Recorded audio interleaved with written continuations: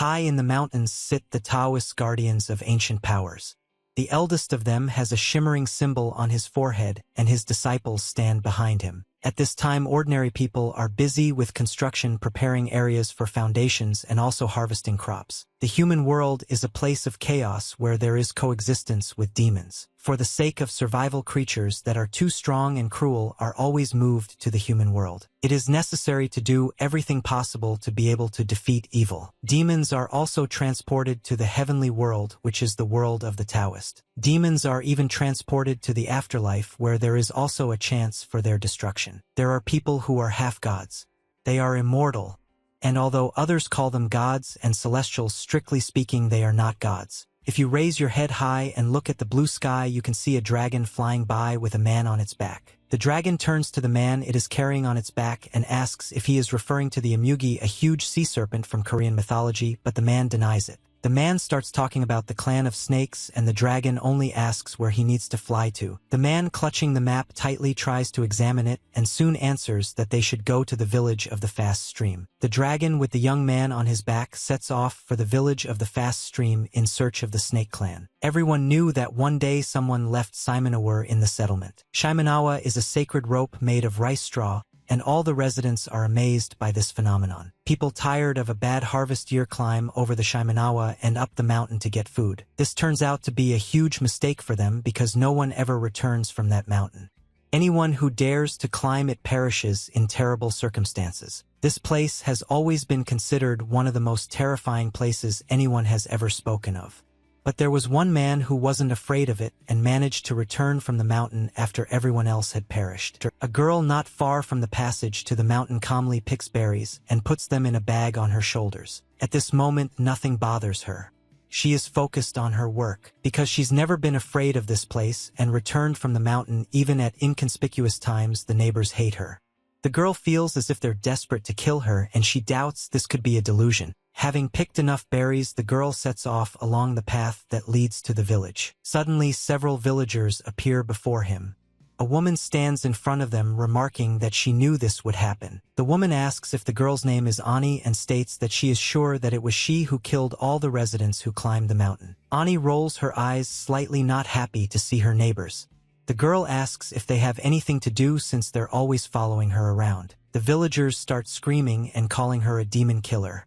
Everyone is convinced that this girl is the one who killed their loved ones. Ani understands that even if all the starving people in the village see that just one person is keeping food, they might want to take it all for themselves. Ani carefully watches the people who blocked her path, knowing that they won't let her go just like that. The woman continues to look at Ani, noting that the whole situation looks very strange. The woman remembers Uncle Man Suk Kilbak and others who died as soon as they crossed the Shimanawa, but Ani Kyum survived. The rest of the villagers completely agree with the woman and turn hostile towards the girl who miraculously survived. The Unis approach this woman named Kilju and suggest that she simply ask him to share the food with her and not argue unnecessarily, but she calls this proposal complete nonsense. Kilju notes that the fact that the girl returned in full health because of the Shimanawa only means one of two things. The woman is sure that if the girl is not a demon herself, then in any case she is on the same side with evil. Ani, listening to Kilju, does not worry and is only surprised by such conclusions. Ani looks closely at these people who are holding large stones in their hands and are ready to fight.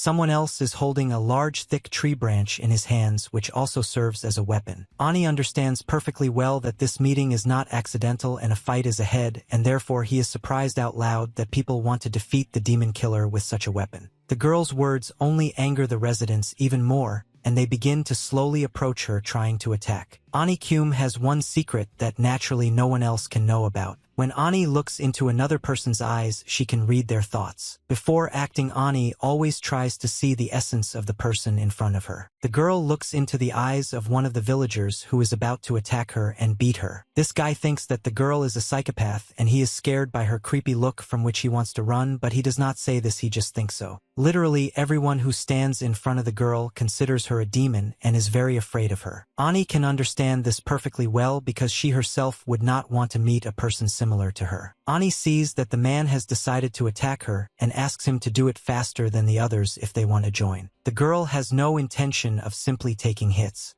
Thanks to her ability to read minds, she can easily dodge them. Ani knows from which side danger awaits her and is absolutely sure of her opponent's movements. When other villagers start throwing stones at her, the girl also dodges them with ease. Ani realizes that she shouldn't just stand there and dodge the blows, so she decides to run towards her attackers. The girl continues to dodge the stones and runs towards the other villagers, who throw stones at her one after another. Ani holds a wooden stick in his hand and makes a smell to fight back. The girl hits her attackers on the legs and arms, and for now tries not to inflict blows that would seriously injure people. With just a few blows, the girl was able to make all the villagers fall to the ground screaming in pain. Ani doesn't leave them but tries to look into each one's eyes to read their thoughts. One of the men thinks that what the girl did is impossible and even suggests that Shibari may actually be the strongest in their village. Kilju is angry at the girl, thinking that when she was younger she couldn't object when she was beaten. The young man regrets that he ever touched the girl and rubs his bruises. Bari read the thoughts of the young man, who regretted that he had ever touched her. The rumor notes that he is absolutely right, which frightens him even more. The young man begins to doubt that the girl is not a demon, but he cannot explain to himself how she was able to read his thoughts. Bari realizes that she made a mistake in answering him and revealed her secret. Bari looks at the woman, who is smiling for some reason and wants this fight to continue.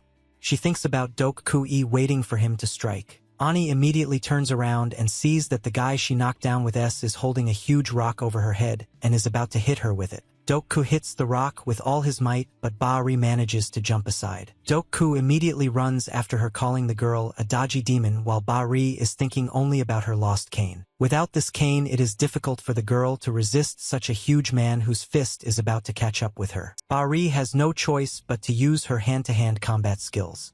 She quickly turns around and attempts to kick her opponent. The kick lands right in Doku's face, who never expected such a response from the girl, even though he thought she was a demon. Bari's blow was so powerful that Doku immediately lost consciousness and fell to the ground. Bari looks at her neighbors and realizes how hungry they are, so she reaches into her bag and tries to get a pheasant out of there. People see Bari and shout at her to stay put, but she is even more surprised by this because they couldn't even touch her with a finger, and the way they are trying to control her seems strange. Bari, leaving her offenders in the forest, decides to return back to the village, to her home. Before descending the hill into the plain where the village lies, Bari pauses, lost in thought. The girl thinks about the current lean year, noting to herself that nevertheless it was already late spring. People continue to cultivate the land, sow seeds, and try in every possible way to achieve sprouts. Bari thinks that she should leave the village as quickly as possible, because if everything continues like this, trouble is inevitable. In one day, she has the desire to run away from this village several times. Bari, despite her strong desire to get away as far as possible, understands that she simply cannot do it. Bari approaches her house and thinks about her mother, who was the main reason why the girl couldn't leave the village. Bari's mother is the only shaman in the village. Ani often recalls a situation that happened to her mother and other villagers. The woman tried to reason with them and warned them that the mountain spirit could become angry with them all. A crowd of men held a large snake, trying to kill it, and the women laughed. No one respected her or considered her a true shaman. Back home, Bari starts rinsing herbs and tries to figure out what her mother enjoys so much about being a shaman, even though it doesn't bring in any money. Everyone was busy worrying about food, while her mother was busy with her fortune-telling. Bari's mother was also very surprised when she found out that her daughter was the only one who returned from the mountain hike, and the girl herself understood that this was strange. The thing was that she herself didn't know why everything was fine with her alone, and while doing household chores, Bari always tried to find an explanation for this. Bari assumed that perhaps she was different from the others in some way. For example, she could even read minds. At some point, Bari decides that perhaps she really is not human. Carried away by thoughts about her origins, Bari accidentally cuts her toe. The girl looks closely at her wound and, seeing the blood, understands that her blood is human, or at least similar to it. At that moment, the girl's mother ran up to her screaming. The woman was horrified to see blood on her child. Bari tries to calm her mother down, assuring her that everything was fine, but the woman doesn't listen and tries to find something to bandage the cut with. Mom bandages Bari's finger and suggests that she do the cooking herself, to which the girl happily agrees. After the wound was bandaged, Bari, wanting to please her mother, takes a pheasant out of her bag and solemnly presents it to her mother. Instead of joy, the woman panicked even more, reminding her daughter that it was forbidden to go to the mountain. Bari laughs at this and assures her mother that she is fine and that she is being careful, but the woman doesn't want to listen to her. Bari tries to explain to her mother, smiling, that they need to eat to live, but suddenly they both hear someone screaming from the street. Someone approached the house and started calling Ba-ri, wanting her to come outside. Ba-ri opened the door and stepped out, and her mother followed her. Seeing the guests standing at the door, Ba-ri rolled her eyes. She wasn't at all happy to see them. In front of Ba-ri stood a woman with her son, whom Ba-ri had recently beaten on the mountain, and demanded that the girl come to her. Dak-ku asked his mother to just leave and not find out anything, but the stubborn woman stood her ground and asked her son not to interfere. She was outraged that some girl had done something terrible to the face of her precious only son. Ba-ri smirked and asked if the woman thought her son was so weak that he just got hit by some girl and ran away. Ba-ri looked the woman straight in the eyes, wanting to read her thoughts. At this time, the woman thinks only about how hungry she is and how she needs to get at least one piece of something. Ba-ri decides to ask about this directly, which causes the woman to become even more indignant. Ba-ri sighs heavily, noting that children and adults only think about starting a fight or taking away someone else's things, and not a single person has ever asked to share. The woman became even more angry, and at that moment was ready to pounce on the girl with her fists for daring to cross paths with her elders. At that very moment, Ba-ri's mother comes out of the house with a full basket of fruits and vegetables and hands it straight into the guest's hands, asking her to stop swearing. Ba-ri looks at her mother with displeasure. She doesn't understand why she's giving these people their food, which was so difficult to obtain. The woman huffs with anger and declares that she will leave after all, but also warns that Ba-ri will have to prove that she is not a demon, to which the girl explains that the one who claims must provide evidence that she is indeed a demon.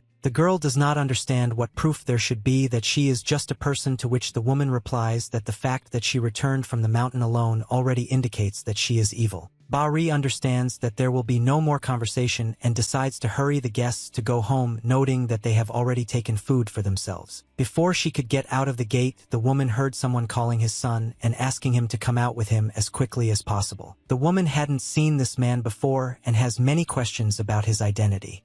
She's waiting for her neighbor to tell her about it. The woman is informed that a demon hunter has arrived in the village, and she decides that he might even be a fraud since no one has heard of him before. The man who told about the arrival of the demon hunter says that he is a member of the secret organization of the Iris Palace.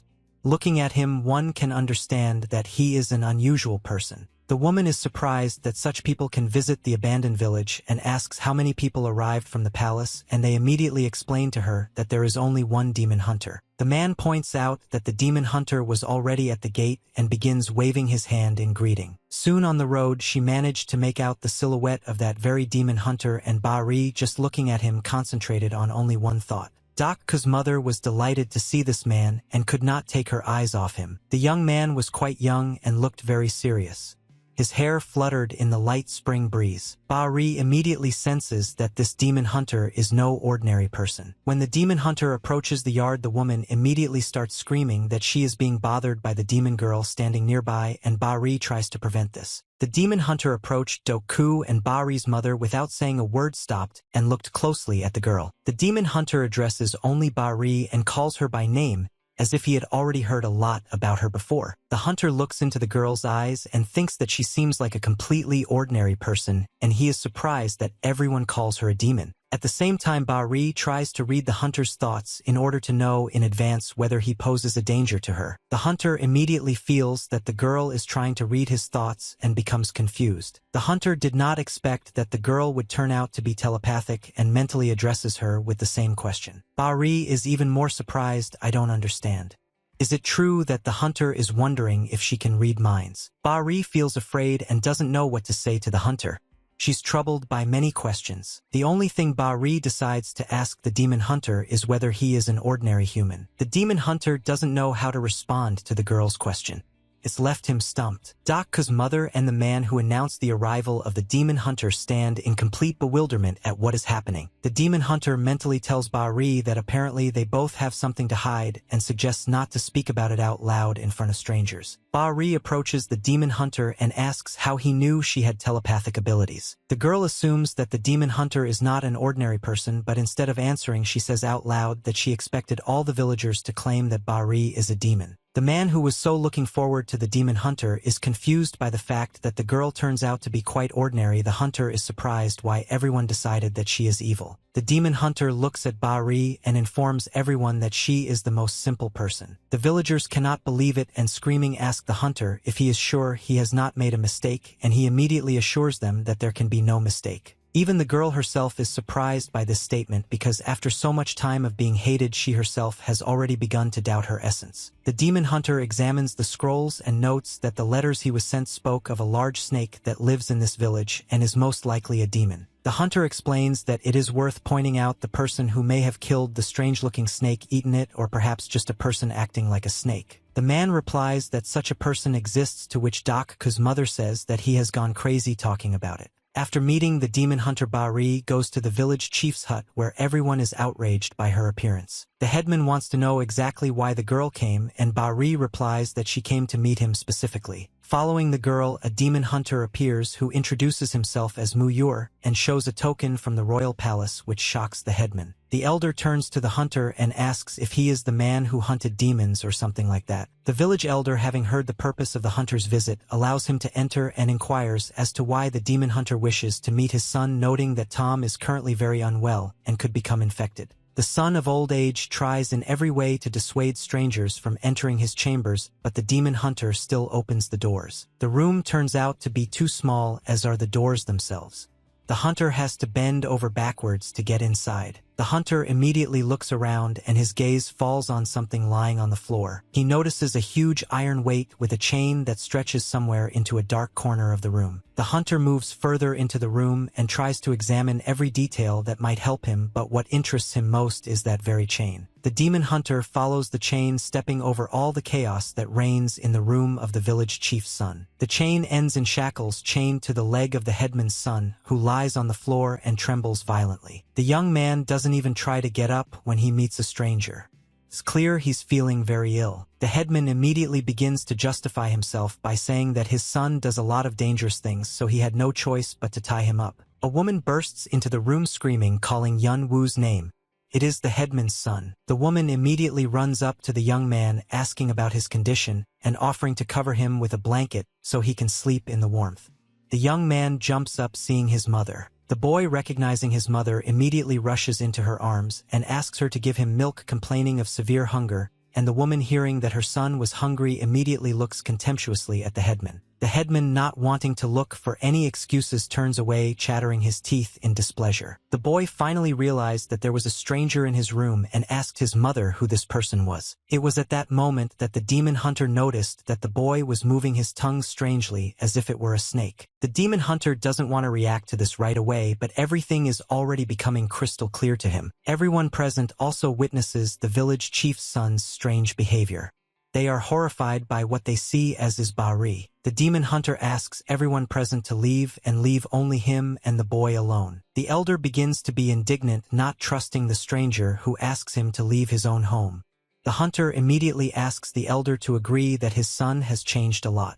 The demon hunter promises his old age that he will return his son to his previous state, and once again asks him to leave the room, and the boy's mother agrees with him and tries to leave, although the boy does not want to let her go. The elder looks at the hunter with hope in his eyes and asks him to confirm the possibility of making his son his former self. The hunter looks at the desperate old man and replies that he will be able to say at least something only when he tries to help the boy. The headman takes his wife by the hand, speeding her up, and they leave their son's chambers, trying to ignore his screams and the fear in his eyes. Then the headman tries to drive everyone else out of the room and roughly pushes them outside. The headman loudly closes the doors to his son's chambers and silence falls in the room. Somehow, miraculously, Bari still remains in the room, but realizing what could happen, she carefully moves towards the exit too. The demon hunter looks at the girl and asks her to stay, noting that she must do so, although Bari does not find any connection between herself and this situation. The hunter asks her to lock the doors so that no one can enter, and Bari understands that she will have to listen to him. The girl is still indignant that she is not a servant to her at all, and she simply cannot believe what is happening. The girl notices the crying of the headman's son, who talks about how scared he is and calls for his mother. The boy tries to escape through the window, but the hunter manages to grab him by the hair.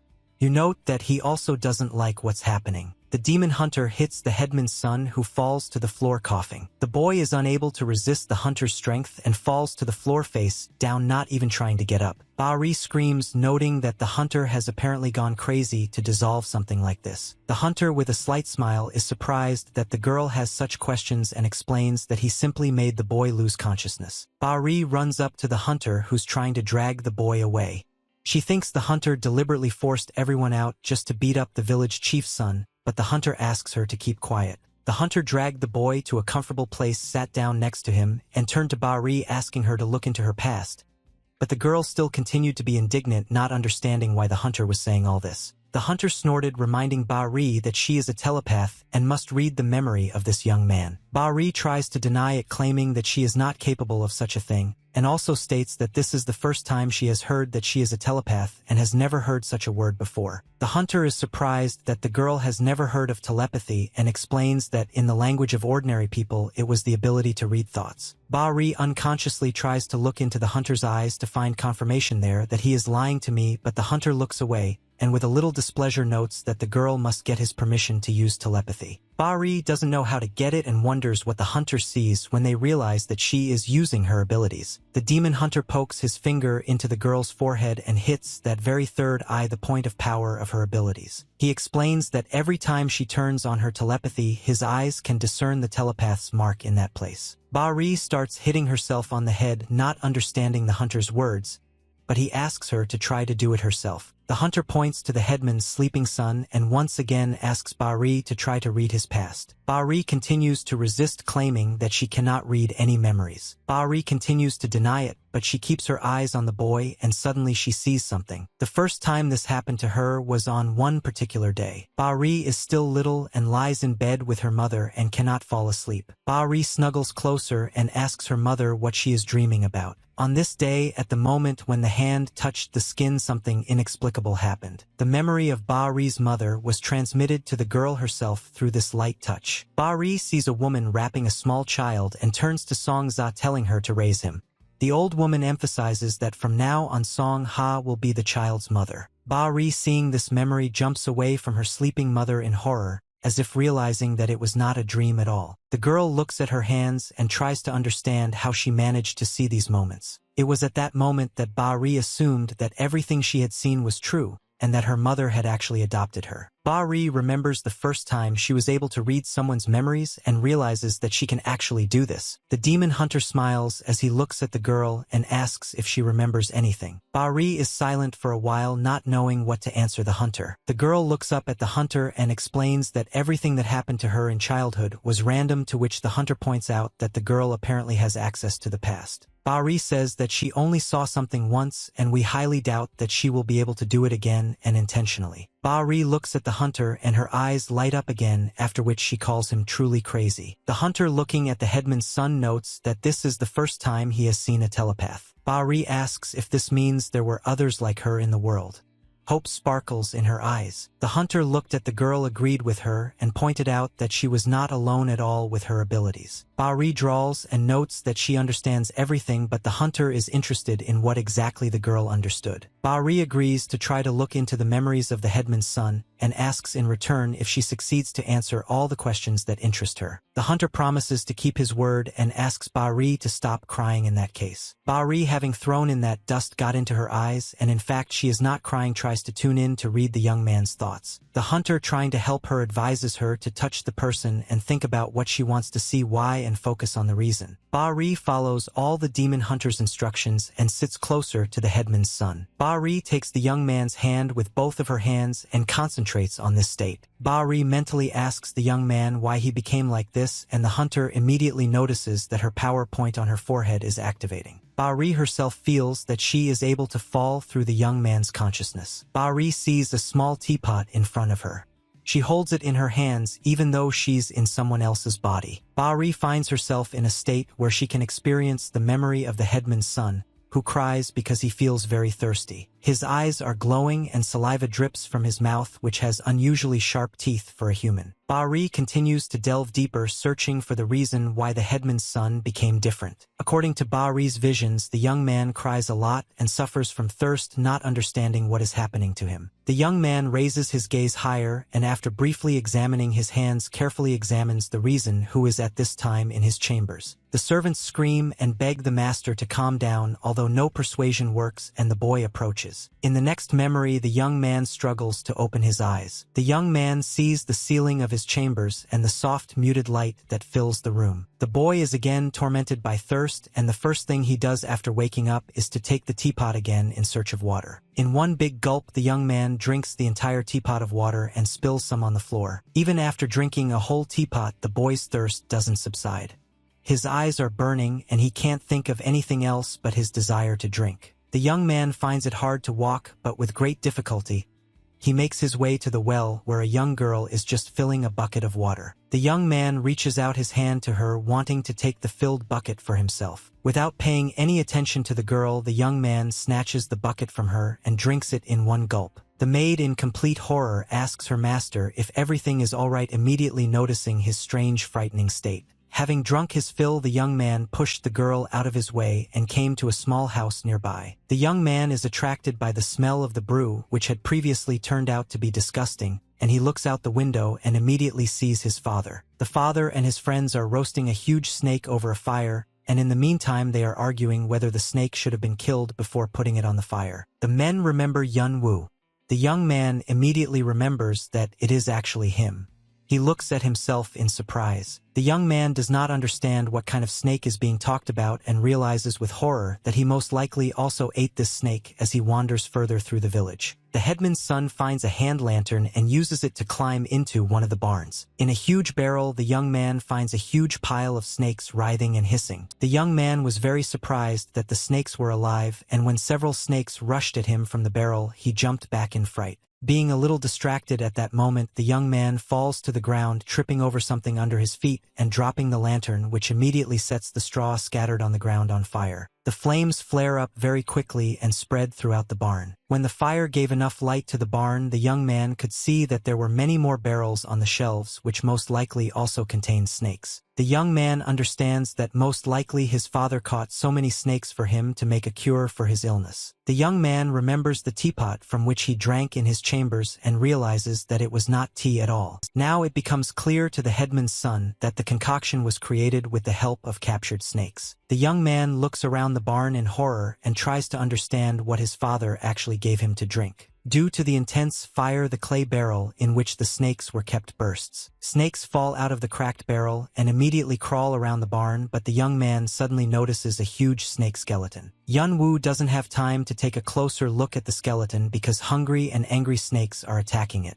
But even after just a quick glance, Yun Woo realizes that this was no ordinary snake at all. Yun Woo sees in this skeleton the man his father killed completely mercilessly. The young man is in complete horror and cannot even move from the spot or run away from the burning bread, looking only at this huge dead snake. The fire flares up so intensely that other villagers pay attention to what is happening and rush to help the young master. The headman gives the command to quickly put out the fire when he sees what has happened. They try to get the boy out of the burning bread, but he still can't take his eyes off the dead snake. Yun Woo sees the snake's eyes shedding tears, as if she understands everything and is still alive. The image of the snake constantly changes, and the young man sees in it a girl who is crying in despair. The girl whispers that she just wants to live and does not understand how this could happen. Yun Woo also doesn't understand how his father could do such a thing and commit such evil just for the sake of his son. Very soon the young man sees before him the suddenly appearing ghost of a little girl who is crying and calling for her mother. Yun Woo immediately recognizes in this ghost the very girl who was the snake. The young man says that he is very sorry that this happened to her and is trying to find a way to fix everything. Yun Woo touches the ghost and notes that although his body is very weak, he wants the girl to take him for herself. The girl's ghost is very surprised that a man is offering her such a gift, but at the same time the ghost is very happy that he can return to his former life and immediately appears in Yun-woo's mind as a snake. Ba-ri was able to see all this and screamed loudly and jumped away from the headman's son, realizing what really happened. The demon hunter sees her condition and hugs her a little, asking how she feels. Ba-ri replies with horror that the young master voluntarily gave his body to the snake. Ba-ri explains that the boys felt very sorry for the snake demon and the hunter was shocked that the headman's son had done this himself. Ba-ri lowers her gaze to the floor and asks the hunter if this meant that the young master was already dead. The demon hunter abruptly lets go of Ba-ri, saying that they will now find out everything, and takes out his sword. Ba-ri watches his actions closely as she has never seen anything like this before. The demon hunter's sword turns out to be anything but ordinary.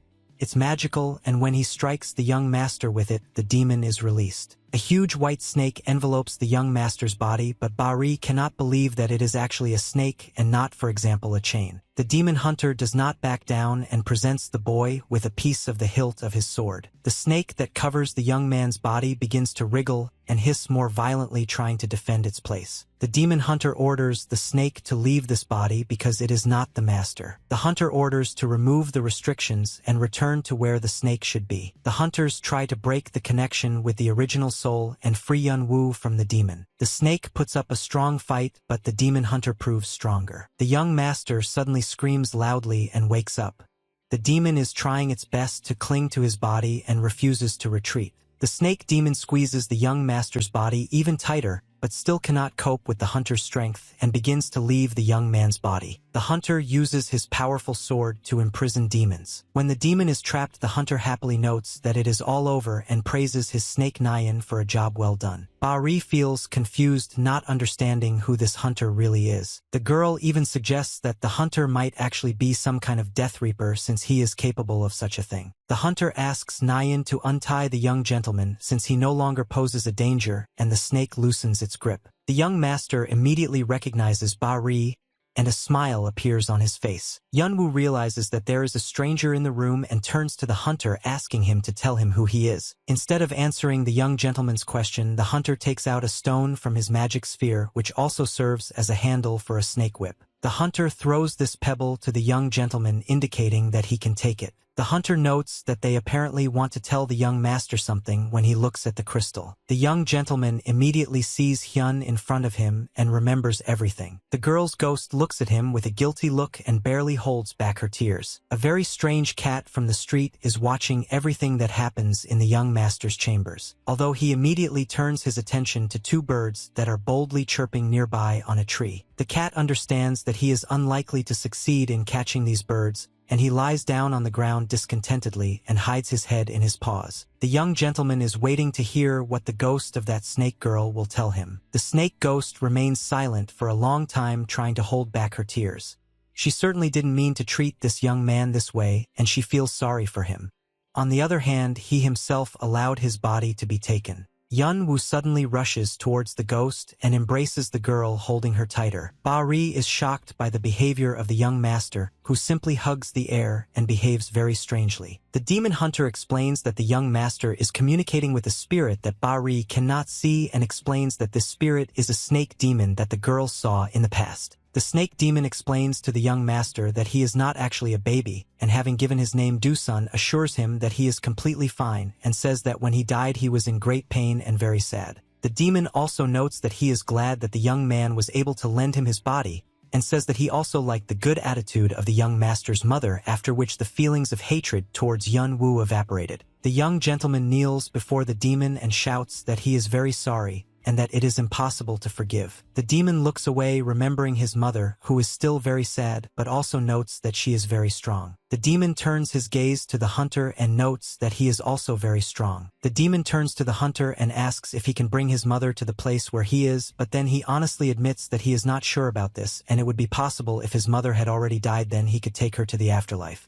The demon hunter also notes that if the ghost demon's mother has taken many lives, she must first receive her punishment. Doosun didn't expect the price of reuniting with his mother to be this high. Doosun begins to cry loudly, realizing that she will no longer be able to see her mother and talk to her. The young gentleman rushes to calm the baby and scolds the hunter, who is an adult, but at the same time makes the child cry. Ba-ri, who cannot see the spirit, is surprised that the hunter is making some child cry, but he denies it, saying that he simply cannot lie. The hunter emphasizes that the order of the other world is extremely strict, and this makes the baby demon cry even louder. Unable to hold back his tears, the hunter promises to try his best to help his mother and asks the ghost to stop crying. This gives Do-sun a little hope, and his tears immediately disappear, and the hunter explains that he is not sure if he can improve the situation, but he will try his best. Little Do-sun calls the hunter uncle and throws himself into his arms with cries of gratitude. Ba-ri's still living grandmother drives away all the older children who bully her granddaughter and make her cry. Grandma is always strict with them and threatens to beat them if they repeat such a mistake. Grandma always stood up for Ba-ri, and when the girl was having a hard time, she just had to cry. I know that Grandma will definitely stand up for her. Ba-ri remembers well how she sits on the river bank and looks at the blooming lotus and cries loudly. It was the day of Grandma Ba-ri's funeral, in whose honor the large lantern was lit for the last time. Ba-ri sits for a long time on the coast, bursting into tears and grieving for her grandmother, with whom she was so close. The girl's mother sits nearby and also mourns her mother for a long time. In the village there was talk that the woman died saving Ba-ri, who according to them was an unusual child. Ba-ri was even considered dangerous, and people were surprised how she could have been adopted without even knowing about her fate.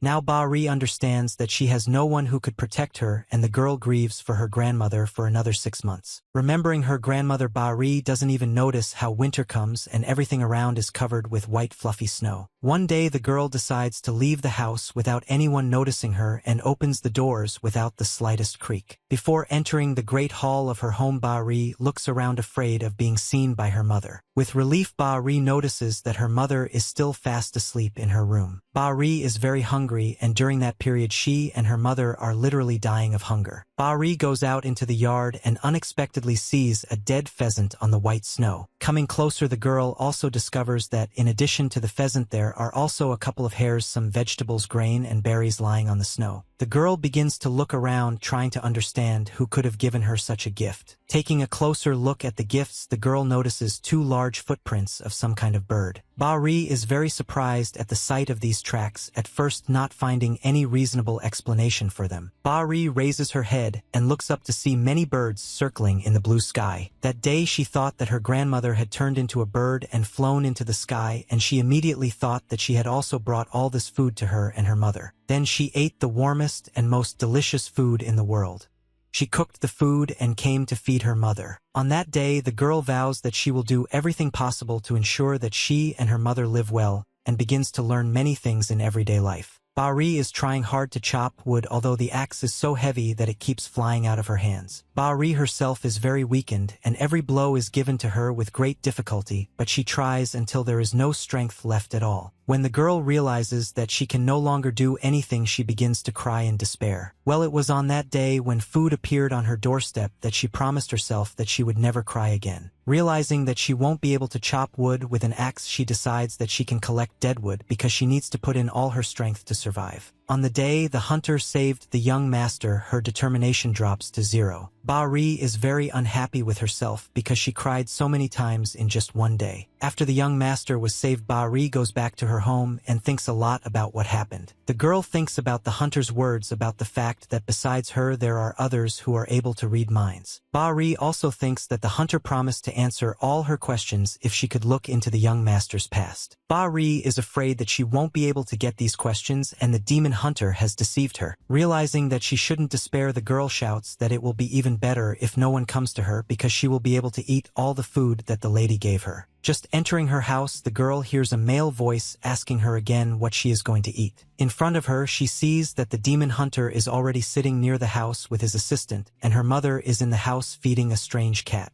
Ba-ri shouts, ask the hunter why he came to her house, and he laughs at this question. The demon hunter smiles, noting that he promised, and is surprised that the girl thought that he was a shameless person who would not keep his promise and run away. Ba-ri indignantly says that the demon hunter suddenly flew away somewhere right in the middle of the conversation, and she had no other choice but to think that he ran away. At the same time, the hunter takes the bundle of food from her. The demon hunter asks why the girl was so upset about his disappearance. Ba-ri honestly admits that she really hopes that the hunter will answer all the questions that interest her and explains that she was shocked because he flew away for no apparent reason. The girl's mother discovers that her daughter has come home, and at the same time the hunter's companion takes from him the bundle that he in turn took from the girl. The hunter's companion begins to unpack the bundle, examining all the food that the lady gave to Bahri. The companion immediately sees that the bundle contains liquor and immediately begins to sample it.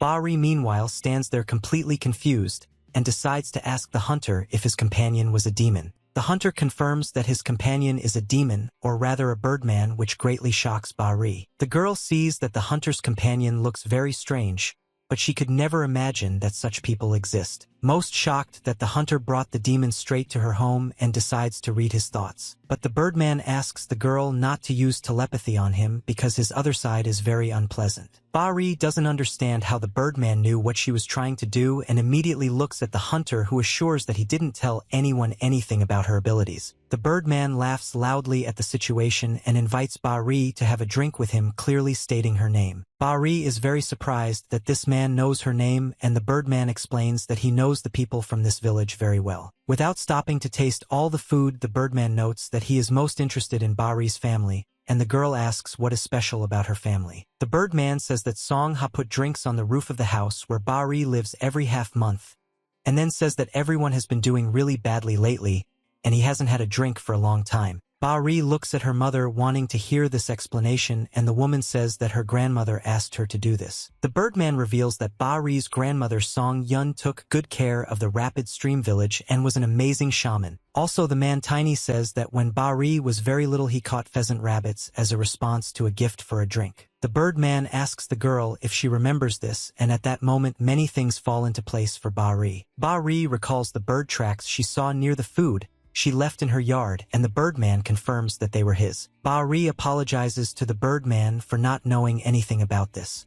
The girl isn't upset that her grandmother didn't give her all these gifts. Bahri suffers all her life from being called a demon, and suddenly realizes that the savior of her life speaks so rudely only because he was a demon. Bahri thoughtfully says that everything is turning out very stupidly, and she can hardly believe it. The birdman starts laughing at the sword, which was the point, but if you think about the fact that he took food from Song Yun, then everything turned out to be in the order of things. But Bahri explains that she means that she behaved very impolitely at their first meeting. For some reason, the birdman calls the name of the hunter Muyur and laughs a lot about it. The demon explains that he and the girl can both refer to each other as Muyur, which means impolite, and in fact the demon hunter's name and the word just sounded a little similar. The demon hunter begins to get angry that the birdman repeats this phrase very often. I understand that the demon doesn't mean anything bad and still won't understand anything. The hunter allows him to continue and tries not to pay attention to everything. The birdman, looking at the hunter, tells the girl that he wants to talk about the fact that, as she herself knows, people do not like demons. The birdman explains that this is a natural instinct for humans, which makes the girl think. The birdman suggests that perhaps such hardships are destined for them, and the demon hunter wonders why then a Shimenawa was stretched near each entrance to the mountain. The demon is very unhappy that the hunter remembered this and says that the deity ordered this rope to be pulled. Bahri never expected to learn this about her family and the intricacies of demons and humans, and stands silently next to her new acquaintances who are eating dinner with gusto. Song Yun, Bahri's mother, hears the birdman's words about the deity's command and is very surprised by it. The hunter looks menacingly at the demon, noting that this was news to him too, to which he tries to justify himself. The hunter, looking at the demon he tried to feel, notes that the feathers stuck to the Shimenawa are very similar to his own. The hunter doesn't believe the demon will suddenly and easily reveal itself. The hunter immediately takes the knife that is lying on the table, openly showing his intention towards the demon. With all his strength, the hunter drives the knife into the wooden table, causing the demon to curse and jump back with screams. The hunter warns the demon that he should stop talking nonsense and start telling the truth. Nyan, the hunter's snake, has already grabbed the birdman, who assures that he just did what he was asked to do. Song Yun came closer and asked the birdman why he spoke with the deity and not her. The demon turns to the woman and asks if the villagers have left her alone, and if they are not trying to kill her and her daughter. The demon looks at Bahri and asks him to let go because he was only carrying out the deity's order. The woman says that the demon could have told her everything, but he assures her that he himself did not know the details and would also like to understand why he has to do this unpleasant thing. The demon says that the deity certainly did not give him any explanation and simply told him to fence off every passage to the mountain with Shimanawa. The demon begins to swear at the deity, who is telling him all sorts of nonsense, and at that very moment the deity appears in front of him, and it is clear that it is very angry. The demon hunter doesn't understand what's happening and thinks that some child has appeared in front of him. Manhwa looks at the deity that has appeared before them in confusion and immediately understands who it is that is talking to others about what. The hunter, surprised, asks the spirit if it is who they say it is. The spirit turns to him and asks if this is the first time he has seen such a cute spirit like him. The spirit immediately forgets about everything when it sees the hunter's cat and heads towards it. The spirit bends over the cat and is touched by its beauty, but at the same time examines it carefully. The spirit addresses the hunter, noting that his companion is very cool, and immediately clarifies whether this code is actually a black dragon. The spirit concludes that in this case the hunter is probably a shaman, the lord of spirits, and then the hunter himself understands who has appeared before him. The hunter directly asks the deity why she ordered the sacred rope to be installed and releases the man-bird. The deity explains that the sacred rope was simply a warning to people not to go into the mountains, and after this the deity tries to pet the cat, who hisses in every possible way and does not want to allow this. Manhwa approaches the deity and asks why she did not talk to her personally, and the deity explains that it was dangerous because Bari would have also found out about everything thanks to her ability. The deity immediately turns to Bari, noting that she suffered greatly guarding her every time she went beyond the sacred rope. Bari doesn't hear this conversation because she doesn't have such an ability and decides to simply eat dried persimmons, although the deity continues to scold her for such behavior because she almost died protecting the girl. The birdman wonders how a deity can die if it has no body and corrects herself. It would have been better if she had said that she almost disappeared. The deity doesn't like that some bird is making a remark to her, and she decides to scare him. The deity noted that if the girl knew that she was being protected, she would start going to the mountains every day, and there would be no end to it. The deity scolds Bari for having too much courage and that it will soon flow out of her ears, while the girl herself continues to eat dried persimmons and does not even realize what is really happening. Bari sees that everyone has very serious faces and decides to ask the hunter if his expression means that the spirit is scolding her again. The deity again begins to scold the girl for being too clever and for having the cursed ability to read hearts, so she cannot even tell her mother anything, and so she herself as a society will one day die punished by the gods for divulging the heavenly secret. Bari decides that it is worth inquiring why the deity placed the sacred rope at the entrance to the mountain, and the hunter explains that it was as a warning. The hunter also explains that while the girl was going beyond this rope, the deity protected her and almost died herself, or rather almost disappeared, which greatly shocks the girl. Bari understands that nothing happened to her all this time only because the spirit protected her and she didn't even suspect it. The deity heard perfectly well what the girl was saying, snorting with displeasure, well hoping that the girl would stop climbing into dangerous places. Bari jumps up and begins to bow, thanking the spirit for saving her. The hunter, barely holding back his laughter, explains to the girl that she is bowing in the wrong direction and her friend is standing in a completely different place. Bari tries hard to get to the spirit with a bow, and it lasts for several minutes. The spirit waves her hand, noting that she doesn't need any bows from this girl. The deity turns to the birdman and asks if he has eaten enough, noting that it was already time for them to go because while he was busy and the lord of the spirits had not left, they needed to quickly catch Mansion. The birdman is indignant that this should be done at night, to which the deity scolds him that it was not the time to figure out when to do this. The hunter gets up and says that they really have to go and asks Bari to stay at home because this task was very dangerous. For a moment, the demon hunter seems to freeze and look into the distance. Around Bari's house, the demon hunter creates a kind of magical dome that is supposed to protect even from evil spirits. The hunter removes a small sphere that hangs from a chain around his neck. The hunter throws this small sphere to Bari and asks her to keep it, but your girl doesn't understand at all what this thing is. The hunter explains that if something happens, the girl should take this thing and ask for protection and imagine a round shield. The hunter immediately turns around and leaves, saying that if the girl sees the past, then such a task will not be difficult for her, although Bari tries to prove him otherwise. After taking a few steps, the hunter remembers that he didn't tell everything and turning around explains that this thing can only be used once and it's best to do so in the most dangerous situation. The deity was already very angry and hurried the hunter and his companions to move faster, and they obeyed and immediately headed for the road. Bari, holding the thing given to her by the demon hunters, does not understand why she needs it because it should have been taken by those who go to fight.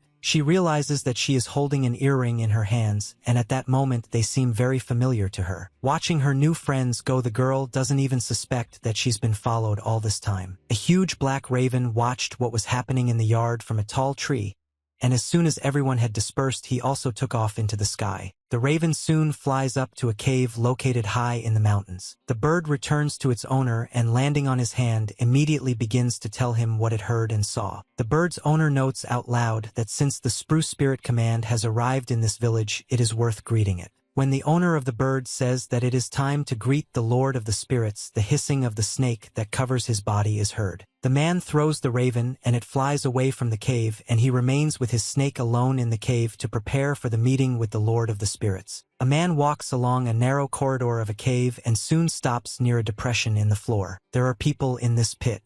They are very weak, hungry, and some are even wounded. At the same time, the deity and his companions quickly rush through the forest, trying to complete their work as quickly as possible. The spirit leads the demon hunter and the birdman, all focused on their task. The black dragon, having assumed its natural form, flies in the sky right above its master. The spirit master addresses the birdman, noting that everyone in the village called Bari a demon, and tries to find out if the demon senses that the girl is using heart reading. The birdman notes that the girl had such abilities since childhood, and since they lived next to each other for so many years, the tone. This feels that even a stupid person would understand this. For the hunter of hearts, the news that the girl has had such abilities since childhood is something new. Now he understands why her ability seems strange, because all the telepaths he saw in the afterlife were already elderly. The deity confirms his thoughts, noting that even if a person is born with telepathy, this ability usually does not awaken in childhood. The deity notes that if the girl's power had also disappeared 3 years after her birth, she wouldn't have been watching her and suffering so much. The birdman immediately confirms this, having also suffered greatly with the girl. Bari's grandmother and her mother also considered the girl a very strange child from childhood. The deity says that the girl lived for 19 years in such a tiny village, and it is not strange for her that all the residents began to fear her. The black dragon suddenly makes a sound warning its master that there is danger ahead. The black dragon sees a whitish mass ahead that seems very suspicious to him. The deity above the black dragon assumes that it is a Hevel and asks his companions to move even faster. Everyone speeds up as much as possible because they have very little time left. They soon arrive at the place where the dragon saw something suspicious. They find themselves near a barrier that looks like snake scales. This barrier looks like some kind of dome that is definitely trying to protect something. Everyone smells a terrible stench that makes it difficult to speak or even breathe. The deity explains that this is Hevel, the wife of the mountain god Manhen, and that she was once a beautiful snake spirit, but now she is neither alive nor dead, hidden under the dome. The Lord of the Spirits assumes that it was she who killed many people, and he is interested in whether she can move at all. But it immediately becomes clear that someone has cast a locking spell on the Hevel. The deity chuckles, noting that she asked the mountain god many times to deal with her wife, but he assured her that he himself could not catch her in any way. The deity was surprised that the mountain god managed to catch his wife as soon as the Lord of the Spirits arrived. The Lord of the Spirits is very happy that he has less work left, and the birdman, having carefully examined the mountain god's wife, notes that he was apparently in a hurry when he chained her. The mountain god apparently wanted to drive his wife into the cave and put up a barrier, but her body had become too big, so he only managed to push her halfway into the cave. Everyone comes to the consensus that the Hevel hides under a physical barrier which, unlike the spiritual one, only stops spirits. But it can hold back creatures with a body and physical attacks. The demon hunter notes that the physical barrier can be broken by force. Besides, it looked rather flimsy. The hunter calls his dragon and sends Nanyang to grab onto him. The dragon deftly catches the snake with its paws, which allows the hunter to climb high into the sky. The dragon pulls its master higher and does a somersault in the sky. The dragon launches a fireball from its mouth at Nanyang, who takes no damage but only becomes stronger. The spirit lord wants to test how many such powerful blows the physical barrier can withstand. With a swing of the snake fire whip, the spirit lord strikes the barrier. The physical barrier did not give in the first time, and the spirit lord decides to strike again. From the second strike, the strength of the physical barrier began to weaken, allowing the demon hunter to get closer and use other means to destroy it. The spirit lord uses his magical sphere to catch spirits, but suddenly hears a voice asking him to stop. The Lord of the Spirits sees a very weakened man in front of him, who does not give permission for such actions on the part of the Lord of the Spirits. The man begs him to stop and then whispers a spell that causes the physical barrier to slowly disappear. A large stream of energy pours out onto the demon hunter and the physical barrier completely falls away. The Spirit Lord is ready to attack again, but he hesitates a little, not being entirely sure that the time is right. The hunter smiles and says that he is glad that the mountain god has finally arrived. The barrier once again envelopes the mountain god and his wife, neither alive nor dead. Mansion looks closely at the uninvited guest, understanding why he came. The mountain god kneels before the Lord of Spirits. Submission is heard in his voice. The mountain god Mansion asks the Lord of Spirits to give him a little time. The Lord of the Spirits is very surprised by such a request from the mountain god to him. The hunter knocks on the barrier and notes that it looks like it should have been hit a couple more times, and also explains that he had other things to do. The mountain god shouts that this cannot be done. Mansion explains that his wife did this even out of shock from the loss of her child, but then she only lost her mind for a moment. The deity is indignant at being asked to wait because for someone who momentarily lost their mind, the Hual has already killed too many people, and besides, at this rate all the villagers will soon die of hunger. Mansion promises that he will return everything to the way it was if only he is given a little time, but the deity orders him to shut up because the pitiful stories have already been too much, and she hears the same thing every time. The deity screams that the mountain spirit, who is supposed to protect the village, cares only for his wife and turns a blind eye to the fact that people are dying.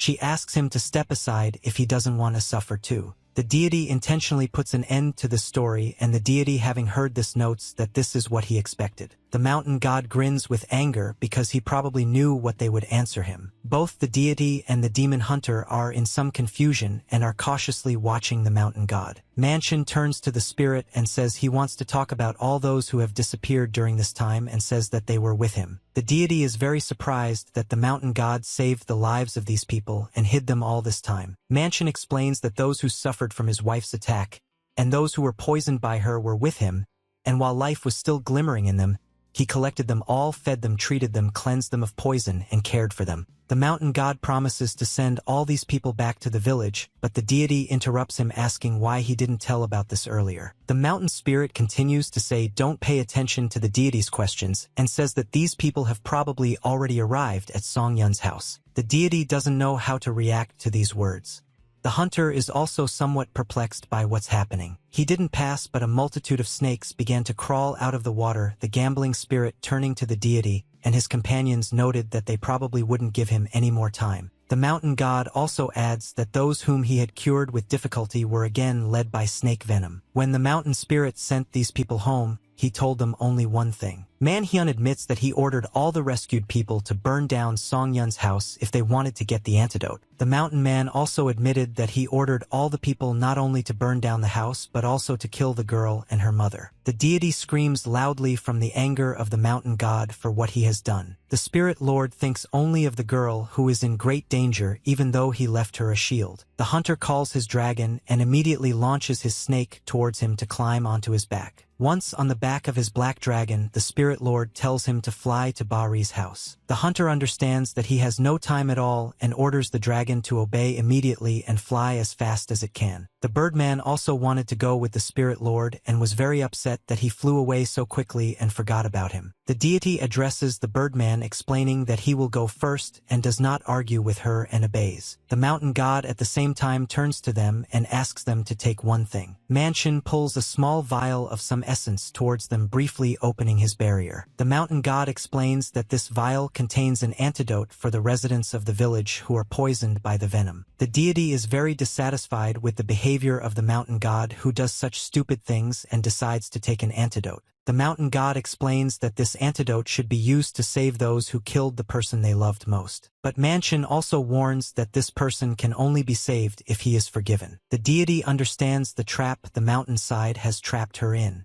Anger boils within her and she lunges at Mansion. Most fail to capture the mountain god as it immediately puts up the protective barrier again. The deity knocks on the barrier, trying to reach the mountain god, and threatens to kill him for sure. The birdman turns to the deity and notes that they did not have time because they needed to quickly go to Songha and Bari. The The deity understands that the demon is right. She should calm her emotions and go to save the innocent girl. Even though the deity threatens to kill the mountain god, he still opens his barrier again and gives the essence with the antidote. The birdman carefully approaches to pick up the antidote, and the mountain god, seeing how the demon fears him, begins to laugh loudly. The mountain god laughs at the demon and deity whom he almost caught in such a trap and protected himself and his wife. The mountain god hoped that now the deity would be able to understand him, finding himself in such a situation. At the same time, Bari and her mother's house is already on fire, but they are trying hard to put out the fire. Bari tries to pour water from buckets onto the burning roof and asks her mother to hurry up and serve the next one. The woman hurries as fast as she can and carries buckets, handing them to her daughter, who is standing on the stairs. Reaching for another bucket of water, the girl suddenly feels a very strong pain in her shoulder,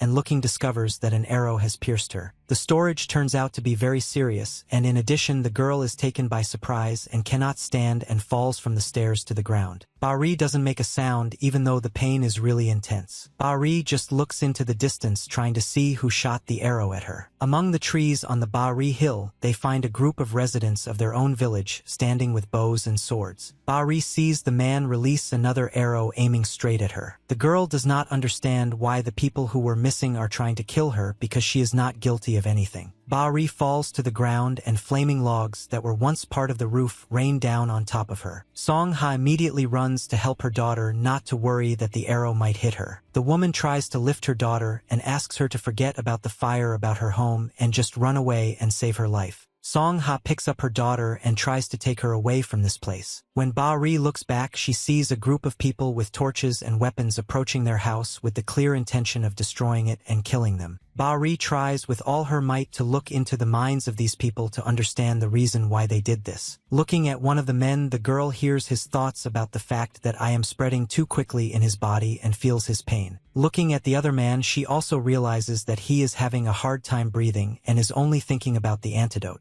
The girl reads the thoughts of these people who think only about how to kill her and her mother, and that is the only way they can survive. Bari sees their fear and uncertainty about what they're doing. Most of them regret not killing her and her mother with a bow, as it would have been harder to deal with them face to face. One of the men realizes he won't be able to do anything when he gets close and decides the best option is to fire a few more arrows. The man stops and draws his bowstring, taking aim at the girl.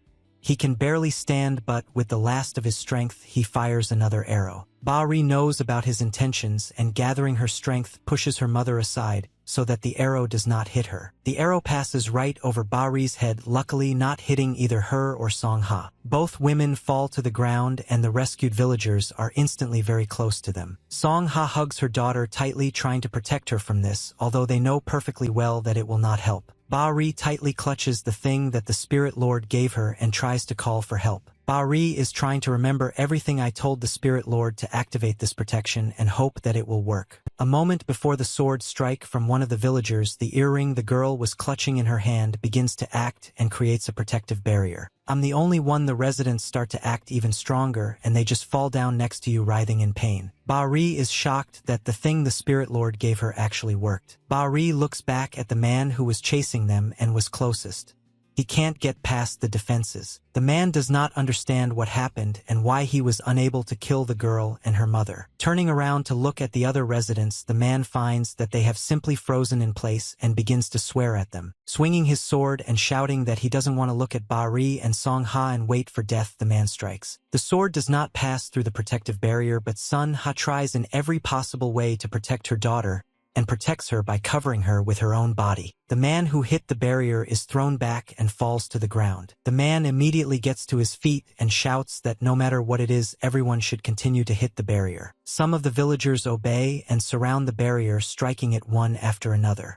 Bari remembers well that the Spirit Lord said this protection is a one-time thing, and she worries how long it will last and whether it will weaken if she continues to be attacked. Bari begs for the protection to be able to withstand and close her eyes tightly in fear. At the same time, one woman tries to get into the house of Bari and her mother through the flames. The woman covers her face with a scarf to protect her from the smoke and continues to make her way inside the house. She looks for Bari's comb, and when she finds it she is very happy because she is one step closer to her goal. The woman goes to the old man with a young boy and brings them Bari's comb, which has a few hairs left on it. The old man and the boy bury the cauldron in the ground, and when the woman brings Bari's hair they slightly open the lid of the cauldron. The woman takes the hair from the comb and throws it into the cauldron. The woman does everything very carefully so as not to lose a single hair. After placing the hairs in the cauldron, it is closed with a lid and a smile appears on the woman's face. The woman is happy that everything is finally ready. The old man begins to cough very heavily without the ability to take even a little breath of air. The old man falls to the ground and the boy runs up to him with tears in his eyes trying to lift him up. The old man turns to his grandson and asks him to leave himself and go away as quickly as possible, but the boy resists this in every possible way. The old man orders the boy not to resist and to run, but a raven from a tall tree sees this whole scene and immediately flies away. Soon the villagers lost all strength to attack the unyielding barrier and fell to the ground. Bari keeps repeating the thought in her head that she can't die so senselessly with these people. The girl watches the agony in which these people die and decides that she cannot allow herself to go to the next world with them. She doesn't even want to die with those who caused her so much pain and did so much evil. Bari cries from hopelessness, thinking that no one can help her anymore. Some time passes and Bari discovers that it has started to rain, and she is surprised that such a phenomenon occurs when the sky is clear. The girl opens her eyes and tries to look around. As soon as Bari opened her eyes, she immediately discovered that the Spirit Lord had landed right next to her. The Spirit Lord immediately rushes to her aid, and Bari is very happy about his appearance. Bari holds out the magic earring in her palm, but no longer has the strength to say anything. Bari held on for a long time, but now her strength left her body, and the magic earring slid from her weakened hand to the floor. The Lord of the Spirits immediately picks the girl up in his arms, and this comes as a big surprise to her. Understanding how serious Bari's injury is, Muyur curses silently and asks the girl to be patient for a little while. The Lord of the Spirits carries her and her mother away from their burning house. Muyur brings the wounded girl and her mother to a clearing deep in the forest and lays them on the ground. Bari sees how the Spirit Lord also brings other villagers who die from poison. Bari feels intense pain where the arrow pierced her. The girl can't breathe and begins to choke. The Spirit Lord immediately runs up to her and asks if she is okay. Muyur gives her a piece of the recovery pill, and Bari tells him that her mother also inhaled the smoke and feels very ill. The Spirit Lord starts yelling at Bari for finding a bad time to think about others and forces her to take a recovery pill no matter how much the girl resists. Muyur asks her to chew the pill silently and then approaches her mother and gives the woman the other half of the pill. Muyur turns to the girl and explains that first she needs to pull out the arrow before the infection sets in, and warns that if she doesn't want to lose consciousness from the pain, she must first take the pill. The Spirit Master looks at the girl and realizes that he has no more time and will have to start removing the arrow right now. He asked the girl to clamp a piece of her sleeve between his teeth and squeeze it tightly while he himself grabbed the arrow tightly. With a very sharp movement, the Spirit Lord pulls the arrow from the girl's body. Bari endures the pain with all her might, and the Spirit Lord tries to disinfect the wound. Muyur asks the girl if she is in a lot of pain, and she is unable to answer and only groans in pain. The Spirit Master tears part of his clothes to make at least some kind of bandage. Having torn off a fairly large piece of his clothing, the Spirit Lord bandaged the girl's wound and tied a knot. Early on there is heavy bleeding and the tissue immediately turns dark red. Bari is suffering greatly from pain, and the Spirit Master, realizing that things will not go this way, asks the girl to take another pill. At the same time, the villagers who were poisoned by the poison began to cough. Muyur asks Bari to wait a little, explaining that when the medicine takes effect she will feel better, and she should quickly take the pill and swallow it. Yes, in the girl's pill, the Spirit Lord immediately runs to the inhabitants of the village, which is on the verge of death. At the same time, the birdman also arrives, but Muyur only scolds him for taking too long to fly. The demon hands over a bottle of essence and explains that the mountain god said it was an antidote. Muyur asks him if he is sure that this is the antidote, but the birdman replies that he has no way of knowing for sure. Bari watches as the Spirit Lord and the birdman demon fuss and try to save the villagers, saying that in any case, if no one drinks this essence, they will die. The Spirit Lord opens the bottle with the essence and asks the demon to drink the contents first to check. Bari is feeling worse and worse with each passing minute. She's getting very cold and it's becoming increasingly difficult to breathe. The girl sighs heavily and looks up at the dark night sky. Well, they pay attention to the fact that the rain that extinguished the fire falls only over her house. In the sky, the girl sees a black dragon who was the companion of the spirit lord and begins to laugh because she thought that he was the reaper of death. Now the girl understands that the black dragon is actually a god. She calls the black dragon the one who brings rain, the god who walks with a huge bird. Ba-Ri begins to delirious and falls into a deep heavy sleep, no longer having the strength to resist. The girl slept until the morning, until the sun began to rise over the mountains. The girl and her mother's house burned almost completely, leaving only charred logs still smoldering. Parts of the roof and walls are scattered around the building itself. The rain still does not stop over this place so as to prevent another fire, but the Lord of the Spirits decided not to delay and comes to inspect this dwelling. The Lord of the Spirits goes inside and discovers that there is no more fire anywhere, just as there is no smoke. Muyur called out to the black dragon named Marum and told him that the fire had already gone out and the rain could be cleared away. The dragon immediately begins to roll up a large rain cloud that he created right above the hut. All the rain cloud and the remaining water are collected in a certain energy center on the chest of the black dragon. The black dragon flies higher and higher, continuing to take all the water with it. Each drop returns to its owner only by his will, so carefully that still sleeping people do not even wake up. This spectacle is truly amazing and divine because not everyone is given the opportunity to see the magic of God. Muraim, the black dragon, having risen very high into the sky and having collected water, embraces himself with his own wings. Very abruptly, the black dragon spreads its two wings and all the water spreads out in a beautiful fan around the area. The dragon flies towards the sunrise and soon disappears in the blinding rays. Having made a circle, the dragon returns back and flies to the ground. Just before the collision, Muraim turns into a cat and jumps to the ground. And once on Earth, Muraim realizes that his transformation was observed from the outside and they are very unhappy about it. The deity and the Birdman begin to applaud loudly and shout that this transformation was beautiful. The Birdman pushes a plate of water to the cat and, calling the cat Your Highness, asks him to accept this delicacy. The cat snorts and begins to drink water. The Birdman takes up the treatment of all the people who suffered last night. He gives each person a pill to take and explains that it is a very rare thing that heals wounds and replenishes energy. The deity flies up and looks at the house destroyed by fire. She notes that this was her home, which had stood for hundreds of years. She looks with horror at the fact that only charred logs and chips remain of the house, and also notices that the house is beginning to lean. The deity screams, realizing that the house is about to collapse, but he can't do anything about it. At that very moment, the house actually collapses right under the deity's feet. The spirit says that everything has disappeared and become completely meaningless. The spirit master turns to the deity and asks if she is okay and immediately grabs the door and asks if he can take it off its hinges. Mother Ba-Ri approaches the Lord of the Spirits with particular timidity and asks if more space was needed to put the people. The spirit, upon seeing the woman, is a little indignant that she will now be weak and has already stood up and is trying to help with something, but Song Ha trusts that everything was fine with her. The woman explains that she barely swallowed any smoke and felt as if her body was lighter than usual, and the spirit master explained that after the recovery pill, she usually felt sleepy. Muyur asks the woman how her daughter felt, and Song Ha said that it looked like she was sleeping but as if she was seeing a nightmare. Song Ha told me that she tried to wake up her daughter but she wouldn't wake up, and now she wants to wipe her face with a damp cloth, so she got some water. Muyur wants to ask the woman what nightmares her daughter is having, since this was an unusual reaction to recovery. The deity asks him to speed up and quickly drag the door to put the victims on it.